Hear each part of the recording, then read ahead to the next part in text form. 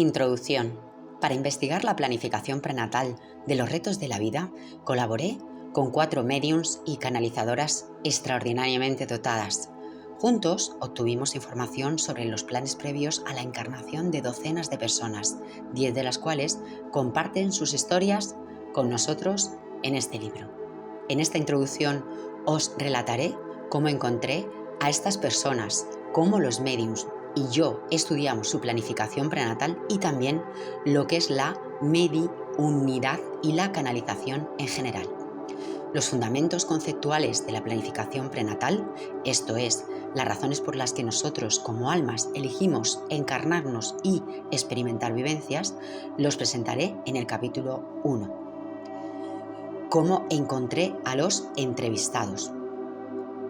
Todos ellos contestaron a mensajes que escribí en grupos de noticias y en foros de internet. En algunos casos pedí concretamente personas que fueran conscientes o al menos que no rechazaran la posibilidad de la planificación prenatal. En otras ocasiones expresé mi interés por encontrar personas que pudieran hablar de sus vivencias dentro de un contexto metafísico. A veces simplemente pregunté por personas que quisieran conversar sobre el significado espiritual que subyace en las dificultades a las que se habían enfrentado. Busqué variedad y equilibrio en sus experiencias y antecedentes. Generalmente, los entrevistados dijeron que les motivaba el deseo de ayudar a quienes se enfrentaban a la misma dificultad que ellos. De los 10 que fueron finalmente seleccionados para este libro, 3 usaron seudónimos y todos afirmaron que les gustaría recibir noticias de los lectores. Encontrará su información en el contacto en el apéndice A. 8 de los 10 entrevistados planearon el obstáculo de su vida como una experiencia principal, esto es, buscaron el reto en las etapas iniciales de su planificación prenatal y sabían que era muy probable que este hecho tuviera lugar. Una de ellas, Doris, capítulo 2, planeó el reto de su vida como una experiencia secundaria a lo que decir que el hecho vendría determinado por su respuesta a un reto anterior. Otro de ellos, Bob, capítulo 4, no seleccionó sus vivencias durante la planificación prenatal inicial, sino que creó un programa de su vida nuevo a nivel de almas tras sufrir un suceso inesperado en su nacimiento. De los muchos planes prenatales que he examinado, estos casos fueron los únicos en los que el desafío no fue diseñado como la experiencia principal. He incluido estos relatos porque ilustran cómo nosotros, en tanto que almas, somos conscientes de las distintas bifurcaciones que existen en el camino del crecimiento personal y las usamos. Cuando leas estos casos, probablemente te preguntarás si tú planeaste o no los acontecimientos de tu propia vida. Mi investigación me lleva a pensar que la amplia mayoría de los acontecimientos importantes de la vida es, efectivamente, programada. En general, cuanto más profundo es el reto, más probable es que fuera elegido antes de nacer. Si una experiencia concreta es lo suficientemente importante como para que te cuestiones si la planeaste tú, es probable que lo hicieras.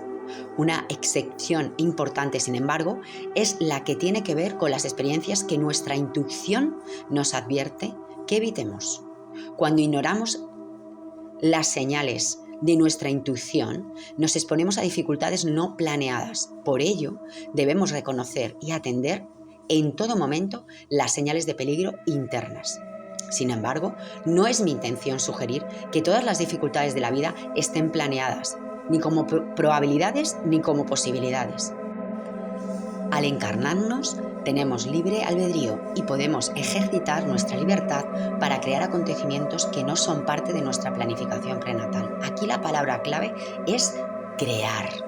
Estoy seguro de que nosotros somos los creadores de todo lo que experimentamos y que las dificultades no planeadas suceden cuando las atraemos, porque necesitamos la sabiduría que pueden engendrar.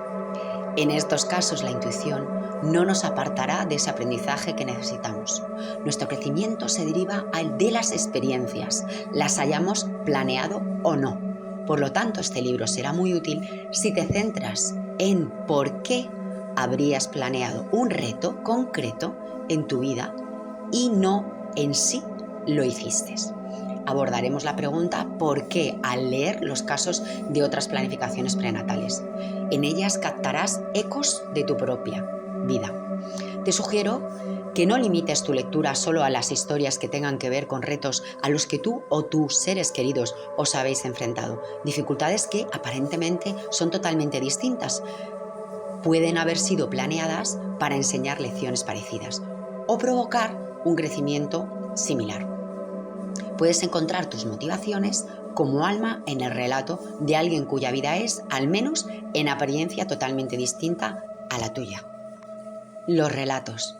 Cada relato comienza con una entrevista en la que la persona y yo nos centramos en un hecho vital concreto. Debes leer estas entrevistas prestándoles mucha atención.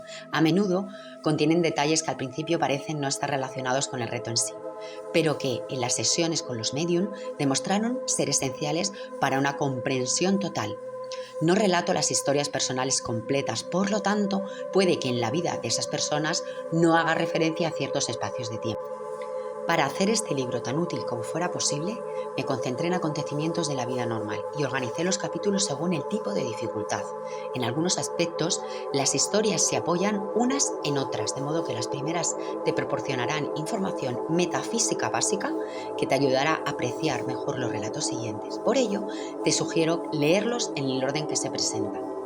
De los muchos mediums y canalizadores con los que he trabajado, considero que las 4 que aparecen en estas páginas, como es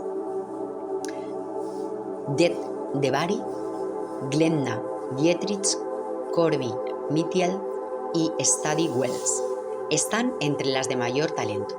Cada una de ellas ha realizado miles de lecturas. En el apéndice B tenéis toda la información para poneros en contacto con ellas. He tenido sesiones personales con todas ellas y todas fueron extremadamente exactas al proporcionarme información sobre mi vida que no podrían haber sabido sin tener verdaderas actitudes psíquicas. Estas actitudes son distintas en cada una de ellas. Como Corbett me explicó, los medium y canalizadores son como los profesores de una universidad. Cada uno de ellos tiene una especialidad concreta.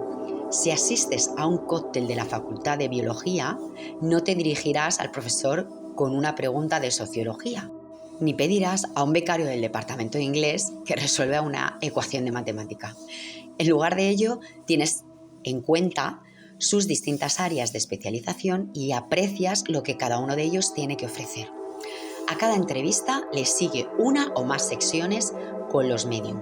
Dije a los entrevistados que me gustaría comenzar preguntando al medium: ¿fue este obstáculo planeado antes de nacer? Y si es así, ¿por qué? Todos estuvieron de acuerdo en que era un buen comienzo. Y las preguntas que siguieron a continuación brotaron de la respuesta a esa pregunta. En algunos casos, durante las sesiones, me permitieron realizar la mayor parte de las preguntas. Generalmente, cuando la medium Study Wells no realizaba la lectura principal, le pedí a ella y a su espíritu guía que hicieran una lectura complementaria. Esta lectura servía para 3 funciones importantes. Primero, nos proporcionaba una confirmación adicional que el reto había sido efectivamente planeado. Segundo, nos daba información más exacta sobre esa planificación. Tercero, dado que Stacy tiene el don de visualizar y escuchar las sesiones de planificación prenatal, todas sus lecturas, ya fueran primarias o complementarias, nos proporcionaban conversaciones reales de las mismas. Estos diálogos nos han permitido observar el sorprendente reino espiritual y nos han hecho partícipes de las enseñanzas, sentimientos y motivaciones de las almas. Como podrás ver, estas conversaciones se centran exclusivamente en la planificación de los retos vitales. No porque las almas no planeen otros aspectos de su vida, sino porque Stacy y yo pedimos a su guía que nos hiciera partícipes solo de las partes más relevantes. Los entrevistados estuvieron presentes en las lecturas primarias, pero no en las complementarias, aunque estas lecturas se hicieron siempre con el consentimiento de esas personas. Antes de cada lectura dije a Stacy el nombre y la fecha de nacimiento del entrevistado, datos que su espíritu guía necesitaba para acceder a la información sobre esa persona. ¿Te está pareciendo interesante? Dímelo en los comentarios. Sigo en el siguiente vídeo. Namaste.